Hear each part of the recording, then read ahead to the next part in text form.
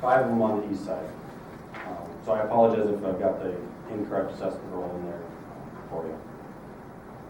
And homeowners again will be notified so that if they want to repair it themselves, Yep. they have that option, correct? Yep, if we look at the timetable here, the public hearing will be January 19th, assuming the council orders that in. Once we get to that, we would work on the design of the project, and similar to last year, we would give them a set time frame on when they can, when they would have to replace it at their own cost. So if they wanted to do it themselves, then well, great, I would be happy that they would take that on and not have us do that. But our main objective is to get rid of the tripping hazards around town. Seems kind of funny, I was at my nephew's wedding in Portland this last summer. There were spots that were easy 2 inches in their sidewalks and people walking all over, nobody. I'd seen a few that had been grounded and still were up an inch from where they'd ground. It's Oregon. I know that. This is a recommendation by our insurance trust to have a rotating basis to identify tripping hazards. And ADA is the one that basically dictates what constitutes a tripping hazard, and that's anything over 3/8 of an inch.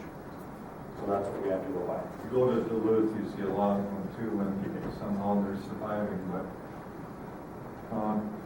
So you're gonna give them early enough notification so they can actually repair it and get our bids in a little closer than last year. True. We've taken steps to make them a lot closer than last year. Just for personal knowledge, what constitutes a reason to have a sidewalk? I noticed some of them are in residential areas that there's other areas that have more traffic. They don't have sidewalks. Is this just because it was put in many years ago, or just trying to keep them going, or There are some areas that we'd be looking at taking out. just bringing it up? Yeah, so it has to, it has to make sense. Is it on a path to somewhere or from somewhere? For instance, around schools, around parks, you're gonna wanna have some sidewalks there. Busy streets or our corridors or 5th Street, or excuse me, 5th Avenue, 4th Street, 6th Street, and then the east side, you're gonna want sidewalks on there. You should have some sidewalks on 5th Avenue, in my opinion, on the west side. But your busier streets, that's where you're gonna want sidewalks, or if it's going to somewhere or from somewhere, to provide a safe area for people to walk. You know, like 8th Street where I live narrows down, but there's a lot of traffic out there. I'd feel more comfortable if there was a sidewalk out there.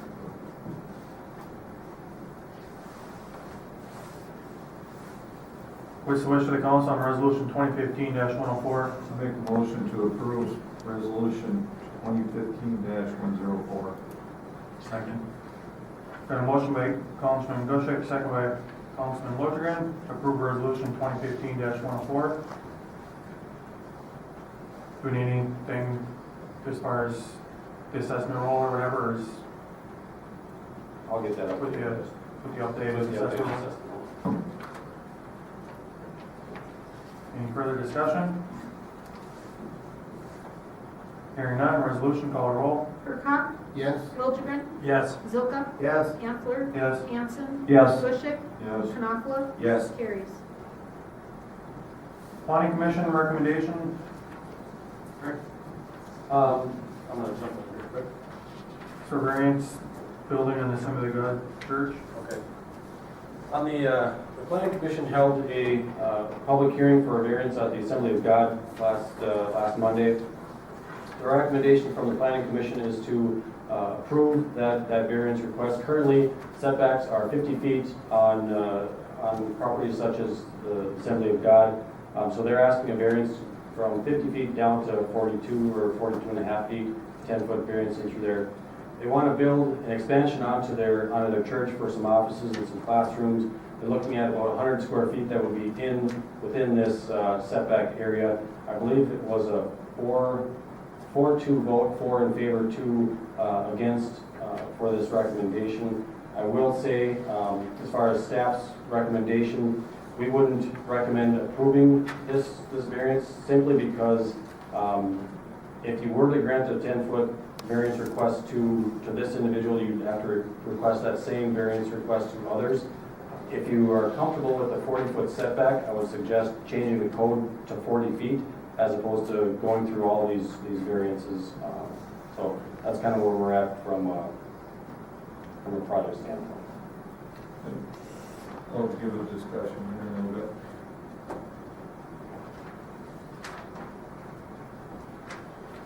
Do you have a illustration of it?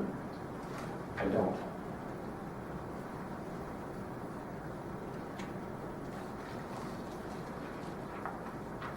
I'll make a motion to approve. Do I have a second? Second. Got a motion by Councilman Gushik, second by Councilman Hanson, to approve the variance for Assembly of God Church. Discussion? Number 8, it says the addition to the south represents the best location. That's supposed to be east. It'd be to the east, yes, south and east. Southeast. And essentially what it is, the orientation of their building is not necessarily perpendicular to the right-of-way. So their lot is kind of in a triangle-shaped configuration. So one corner of the building sticks out, and I don't have the dimensions in front of me, but it's roughly, 8 feet the one corner, and then it tapers off to nothing within that setback area. Because that used to be the highway, was it a wider right-of-way than it would be now or anything? No, and I did check to see if there was any other hardships or anything that changed from when it went from county to city in terms of setbacks. The county currently has a 50-foot setback requirement as well, just like the city. So I mean, there's nothing that changed in that transition. And the county still has the same right-of-way that was there when the highway was in. I was one of them who voted against it. The reason why was we do have an ordinance in place. I don't see any hardship. It's more of an aesthetic thing. They could move their design to the south, not that far, maybe 12 feet, 12, 15 feet. It would put it in compliance, but it wouldn't be as aesthetically pleasing because it wouldn't come straight at the front of the building as much. So I just don't like making, there might be another one that comes along here where we probably can't or won't allow. And then we're kind of going against what we just said as a precedent. And so that's why I voted no. There's a thing here too with the staff comments about the plight of the landowner. Is it due to the circumstances unique to the property or created by the landowner? So you've got the property there. So the landowner does have other options as far as the design of the building. So I mean, they want this, but they could go back to the architect and say, well, we can't have this extra 10 feet. Can we design something a little bit, to fit it? I mean, we had to do the same thing with Zion when we were doing ours. What we wanted is what we couldn't get, so we had to redesign it to fit. So it's basically not a plight of the land. It's more of what the landowner wants. Correct. And I want to concur with Greg's recommendation from the staff.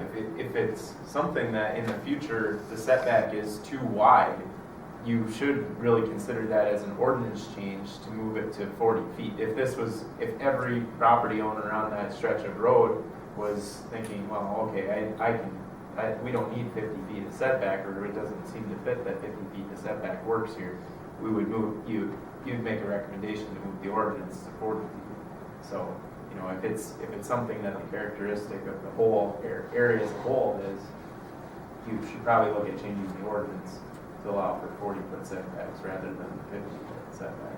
But if it's, if 50 foot is really the need, then you leave it at 50 feet. The thing is, the speed there, it ain't 30 or, It's 55. it's 55 miles an hour. So if you have an off-road accident to plow into somebody's building, it'd be nice to have So the setback there. So, You said something about triangular shaped property. Does it limit where the other sides of the building, or are they plenty of room between that and? they want to build on the east side, and the triangular piece is more towards the north. You know, there used to be the overpass that came up and around to connect up. They own all the way from County Road 76 or Haven Road all the way to that area where we currently own for the ARC. And so as those two come together, they own all of that land to the north of that, to that point as well. So as Frank was alluding to, if they moved it to the south or reconfigured it a little bit, they might be able to get outside of that setback area. But I know they had indicated this is kind of their preferred layout. I haven't seen what the orientation is, nor is it necessarily our place, but they probably could reconfigure something in there to get out of that setback area, I would suspect. So I think it was like 7 by 12 or 14 feet is a diamond shape. It was a diamond, triangular shape area. It wasn't much, I would think. The architect that was designing it could have designed it to follow the property line if need be.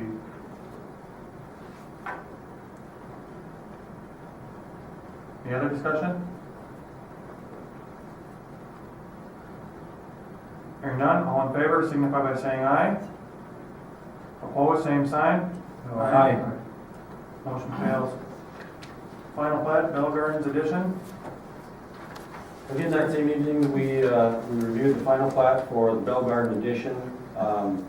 Excuse me. Tonight, we're actually going to ask the council to table this decision here. There's some title work that we want to get cleaned up before we finalize this, just to make sure that we do have the correct final plat. If you recall, the preliminary plat had 3 lots. They combined those 2 together. So you have 1 lot here, and this is where the new school building is at. But again, tonight, I would ask that the council table this to a future date so that we can get some of that title work stuff figured out before we come to a decision. Do I have a motion, please? I'll make a motion to table. I'll second. A motion by Councilman Hanson, second by Councilman Knopfler. Table. All in favor? Aye. Aye. Opposed, same sign. Motion's tabled. Next, resolution 2015-105, adjust revenue. This would be to adjust it based on the estimated $10 per month per unit rate for 2016 for the wastewater base charge. So wish of the council on resolution 2015-105. I'll make a motion to approve resolution 2015-105. I'll second. Got a motion by Councilman Hanson, second by Councilman Knopfler. Approve resolution 2015-105. Discussion? Hearing none, resolution. Call a roll, please. Liljegren, Yes. Zilka, Yes. Ansler, Yes. Hanson, Yes. Bushik, No. Knappala, Yes. Hurkacz. Yes. Resolution carries. Anyone got any reports? I just want to say, Lori, do we have that sheet to sign? Bill? Oh, I don't have it with me. I'll get it next time, sorry. Okay. Anyone else?